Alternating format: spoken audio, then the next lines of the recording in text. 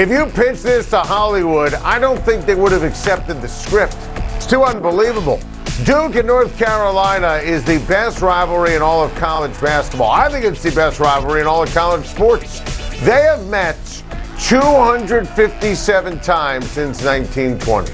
They are blood rivals. They're separated by just a few miles, and they've never met in the NCAA tournaments before. Until now. Until the Final Four coming up on Saturday. Until Coach K's final season ever. Can't make it up. You gotta love sports. This is simply phenomenal and historic, and it's special because of the history and the unprecedented matchup in the NCAA tournament and the path for both teams. As you know, I love Duke all year. Then I was waffling after Carolina stomped them in Cameron Indoor Stadium in Coach K's final home game. Okay, one game, learning experience, then bam! They lose to Virginia Tech in the ACC final. And then we were basically out because of that pressure of being Coach K's final team seemingly too much. But then they showed incredible toughness, beating Michigan State late in the round of 32. Then they beat Texas Tech the same way in a game that I picked Duke to lose. Then, of course, on Saturday, they bludgeoned Arkansas behind Banchero and Williams. Unreal talent and the single best coach in the history of college basketball. Now, make no mistake, Duke is primed to win a championship. Coach K is primed to win a championship in his final year as the greatest coach of all time. How sweet is that? But please don't forget about Hubert Davis, the job that he's done as a first-time head coach in North Carolina. He's so bright, and Carolina crushed St. Peter's.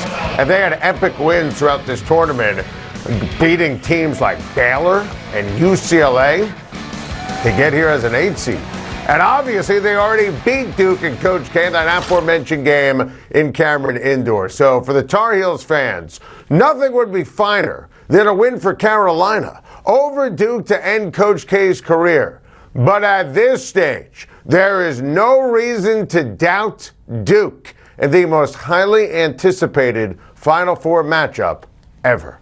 Thank you, Shaheen Holloway. Thank you, St. Peter's. That was, without question, the single greatest Cinderella run in NCAA tournament history. Now, there are stats and amazing nuggets to back it up, but there was also the feel of it all. Until the Carolina game on Sunday, St. Peter's played incredible high-level basketball for 3 rounds.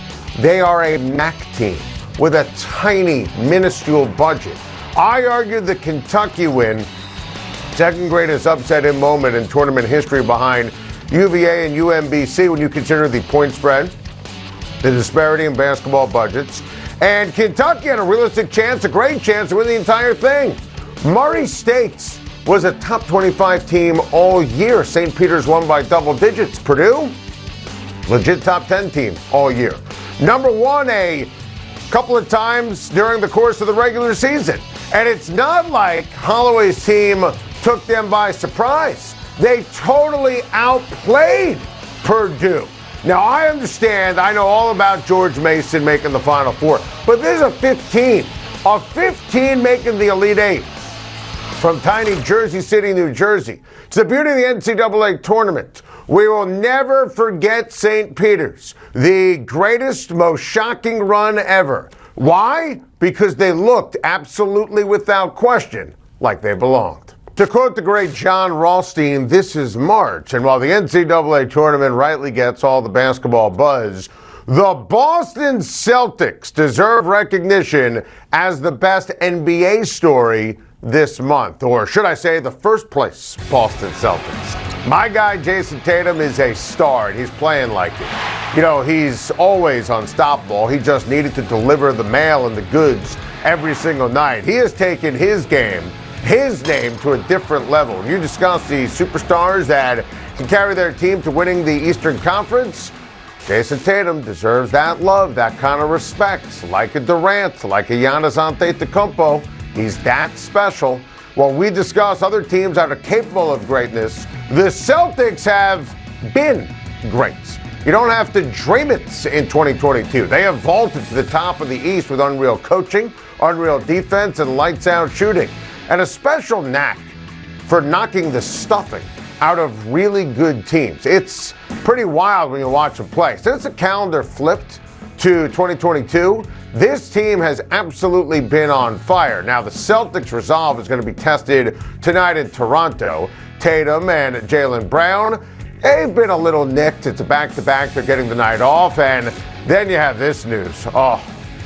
Stud center Robert Williams has a torn meniscus. He's going to miss several weeks. Who knows how long he's going to be out? He's been a literal central figure to the league's top defense, and that's a killer, especially when you consider some of the big men that the Celtics should have to face this postseason. But if there's one thing we've learned about this year's Boston Celtics, do not count them out, especially with superb coaching and Jason Tatum's domination. I rightly give Bill Self a hard time for all the March failures and follies and flops and debacles through the years, but look, needless to say, Bill Self deserves a ton of credit for this run to the Final Four.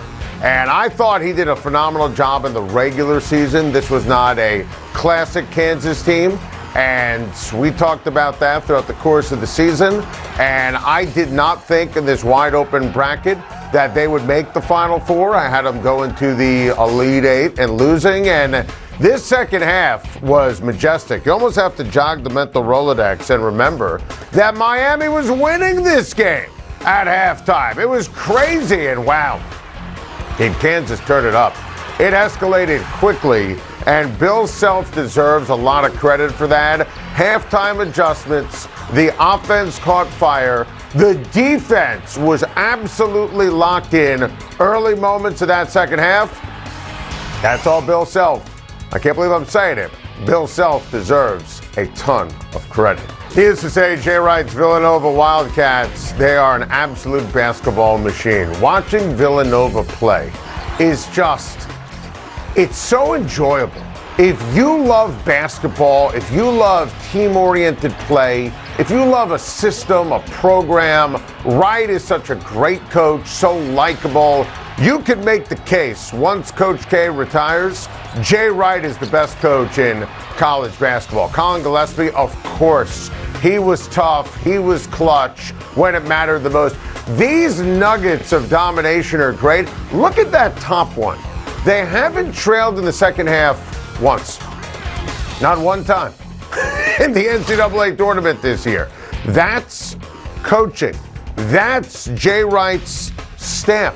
That's why Villanova is going to beat Kansas. Now, I'm obviously concerned about the Moore injury, and that certainly is a big deal, and my heart was breaking for him when, that Achilles popped and he couldn't celebrate with his team, but my goodness, Jay Wright will find the way. That's who he is. That's what Villanova does. Needless to say, the Lakers season has been a total disaster. We've already done the how low can you go topic. We've already done we've hit a new low with the LA Lakers. We've already done that, right? We've already done the Lakers based upon over-under preseason, based upon the big names, LeBron, the historical nature, that this is the most underachieving team in the history of the NBA. We've talked about the loss to the Rockets. We've talked about getting swept by the Clippers in the season series.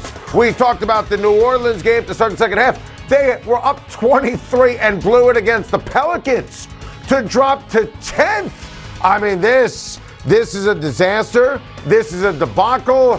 This is Lakers basketball. Not the results Kyrie wanted. That's the understatement of the year. Kyrie was 1 of 9 from 3 in a loss.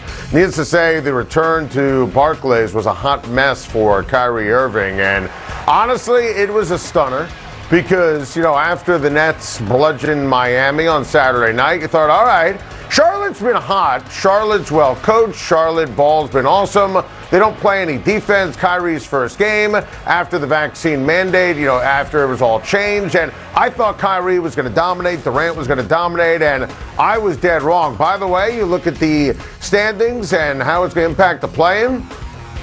Charlotte now has the tiebreaker.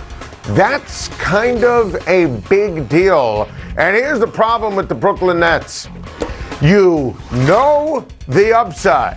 We all know the upside. I root hard for Kevin Durant. I love Kevin Durant. I don't think he ever got the fair shake and credit for what he did in Golden State. Wasn't a hood ornament in terms of what transpired when you look at what happened with the Warriors. I'm obsessed with Kevin Durant. Kyrie Irving, I can't stand what he did in Cleveland, what he did in Boston, what he's done in Brooklyn. We talk about the upside for the Brooklyn Nets all the time.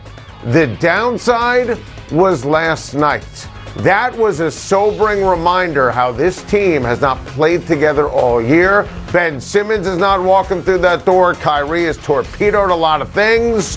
That was a major, colossal disappointment if you're a fan of the Brooklyn Nets. Thank you for watching. Please like and subscribe, and don't forget to hit the bell for more videos.